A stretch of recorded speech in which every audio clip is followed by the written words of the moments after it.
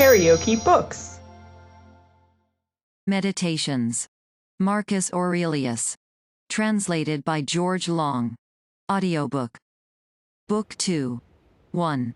Begin the morning by saying to thyself, I shall meet with the busybody, the ungrateful, arrogant, deceitful, envious, unsocial. All these things happen to them by reason of their ignorance of what is good and evil.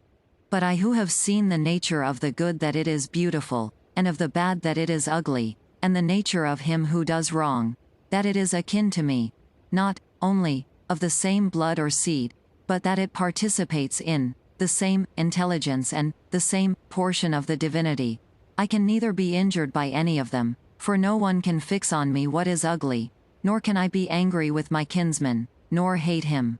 For we are made for cooperation, like feet, like hands, like eyelids, like the rows of the upper and lower teeth. To act against one another, then, is contrary to nature, and it is acting against one another to be vexed and to turn away. 2. Whatever this is that I am, it is a little flesh and breath, and the ruling part. Throw away thy books. No longer distract thyself. It is not allowed, but as if thou wast now dying, despise the flesh. It is blood and bones and network, a contexture of nerves, veins, and arteries. See the breath also, what kind of a thing it is. Air, and not always the same, but every moment sent out and again sucked in. The third, then, is the ruling part. Consider thus, thou art an old man. No longer let this be a slave, no longer be pulled by the strings like a puppet to unsocial movements, no longer be either dissatisfied with thy present lot, or shrink from the future. 3. All that is from the gods is full of providence. That which is from fortune is not separated from nature or without an interweaving and involution with the things which are ordered by providence. From thence all things flow, and there is besides necessity, and that which is for the advantage of the whole universe, of which thou art a part. But that is good for every part of nature which the nature of the whole brings, and what serves to maintain this nature. Now the universe is preserved, as by the changes of the elements so by the changes of things compounded of the elements. Let these principles be enough for thee, let them always be fixed opinions. But cast away the thirst after books, that thou mayest not die murmuring, but cheerfully, truly, and from thy heart thankful to the gods. 4. Remember how long thou hast been putting off these things, and how often thou hast received an opportunity from the gods, and yet dost not use it. Thou must now at last perceive of what universe thou art a part, and of what administrator of the universe thy existence is an efflux, and that a limit of time is fixed for thee, which if thou dost not use for clearing away the clouds from thy mind, it will go and thou wilt go, and it will never return. 5. Every moment think steadily as a Roman and a man to do what thou hast in hand with perfect and simple dignity, and feeling of affection, and freedom, and justice, and to give thyself relief from all other thoughts. And thou wilt give thyself relief if thou doest every act of thy life as if it were the last, laying aside all carelessness and passionate aversion from the commands of reason, and all hypocrisy, and self-love, and discontent with the portion which has been given to thee. Thou seest how few the things are, the which if a man lays hold of, he is able to live a life which flows in quiet, and is like the existence of the gods. For the gods on their part will require nothing more from him who observes these things. 6. Do wrong to thyself, my soul, but thou wilt no longer have the opportunity of honoring thyself. Every man's life is sufficient. But thine is nearly finished, though thy soul reverences not itself, but places thy felicity in the souls of others. 7. Do the things external which fall upon thee distract thee? Give thyself time to learn something new and good, and cease to be whirled around. But then thou must also avoid being carried about the other way. For those too are triflers who have wearied themselves in life by their activity, and yet have no object to which to direct every movement, and, in a word, all their thoughts. 8. Through not observing what is in the mind of another a man has seldom been seen to be unhappy. But those who do not observe the movements of their own minds must of necessity be unhappy. 9. This thou must always bear in mind. What is the nature of the whole, and what is my nature, and how this is related to that, and what kind of a part it is of what kind of a whole, and that there is no one who hinders thee from always doing and saying the things which are according to the nature of which thou art a part. 10. Theophrastus, in his comparison of bad acts, such a comparison as one would make in accordance with the common notions of mankind, says, like a true philosopher, that the offenses which are committed through desire are more blamable than those which are committed through anger. For he who is excited by anger seems to turn away from reason with a certain pain and unconscious contraction, but he who offends through desire, being overpowered by pleasure, seems to be in a manner more intemperate and more womanish in his offenses. Rightly, then, and in a way worthy of philosophy, he said that the offense which is committed with pleasure is more blamable than that which is committed with pain, and on the whole the one is more like a person who has been first wronged and through pain is compelled to be angry, but the other is moved by his own impulse to do wrong, being carried towards doing something by desire. 11. Since it is possible that thou mayest depart from life this very moment, regulate every act and thought accordingly. But to go away from among men, if there are gods, is not a thing to be afraid of, for the gods will not involve thee in evil. But if indeed they do not exist, or if they have no concern about human affairs, what is it to me to live in a universe devoid of gods or devoid of providence?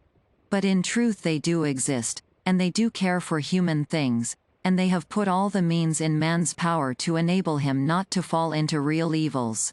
And as to the rest, if there was anything evil, they would have provided for this also, that it should be altogether in a man's power not to fall into it. Now that which does not make a man worse, how can it make a man's life worse? But neither through ignorance, nor, having the knowledge but not the power to guard against or correct these things, is it possible that the nature of the universe has overlooked them. Nor is it possible that it has made so great a mistake, either through want of power or want of skill, that good and evil should happen indiscriminately to the good and the bad. But death certainly, and life, honor and dishonor, pain and pleasure, all these things equally happen to good men and bad, being things which make us neither better nor worse. Therefore they are neither good nor evil. 12. How quickly all things disappear, in the universe the bodies themselves, but in time the remembrance of them. What is the nature of all sensible things, and particularly those which attract with the bait of pleasure or terrify by pain, or are noised abroad by vapory fame? How worthless, and contemptible, and sordid, and perishable, and dead they are. All this it is the part of the intellectual faculty to observe. To observe too who these are whose opinions and voices give reputation.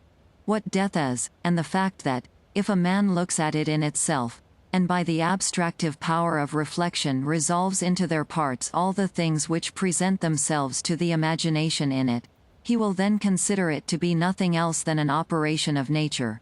And if anyone is afraid of an operation of nature, he is a child. This, however, is not only an operation of nature, but it is also a thing which conduces to the purposes of nature. To observe too how man comes near to the deity, and by what part of him, and when this part of man is so disposed. 13. Nothing is more wretched than a man who traverses everything in around, and pries into the things beneath the earth, as the poet says, and seeks by conjecture what is in the minds of his neighbors, without perceiving that it is sufficient to attend to the demon within him, and to reverence it sincerely. And reverence of the demon consists in keeping it pure from passion and thoughtlessness, and dissatisfaction with what comes from gods and men. For the things from the gods merit veneration for their excellence, and the things from men should be dear to us by reason of kinship, and sometimes even, in a manner, they move our pity by reason of men's ignorance of good and bad. This defect being not less than that which deprives us of the power of distinguishing things that are white and black. 14. Though thou shouldest be going to live 3,000 years and as many times 10,000 years, still remember that no man loses any other life than this which he now lives, nor lives any other than this which he now loses. The longest and shortest are thus brought to the same. For the present is the same to all, though that which perish is not the same, and so that which is lost appears to be a mere moment. For a man cannot lose either the past or the future. For what a man has not, how can anyone take this from him? These two things then thou must bear in mind. The one, that all things from eternity are of like forms and come round in a circle, and that it makes no difference whether a man shall see the same things during 100 years, or 200, or an infinite time. And the second, that the longest liver and he who will die soonest lose just the same.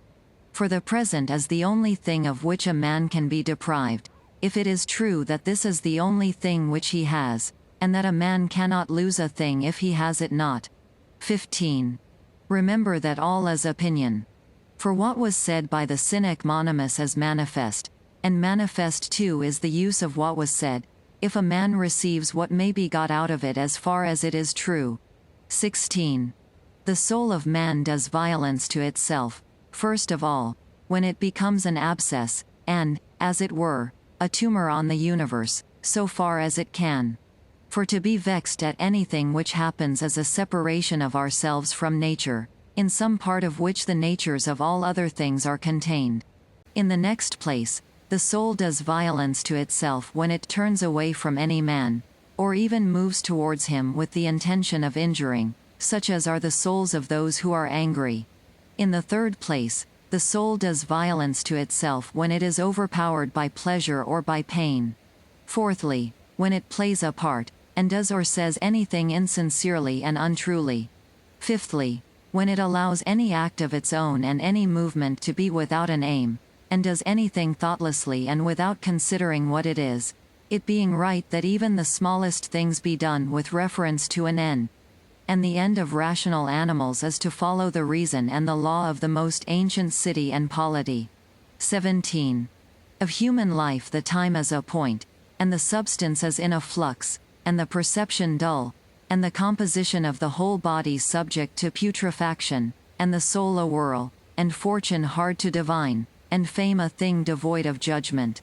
And, to say all in a word, everything which belongs to the body is a stream, and what belongs to the soul is a dream and vapor, and life is a warfare and a stranger's sojourn, and after fame is oblivion.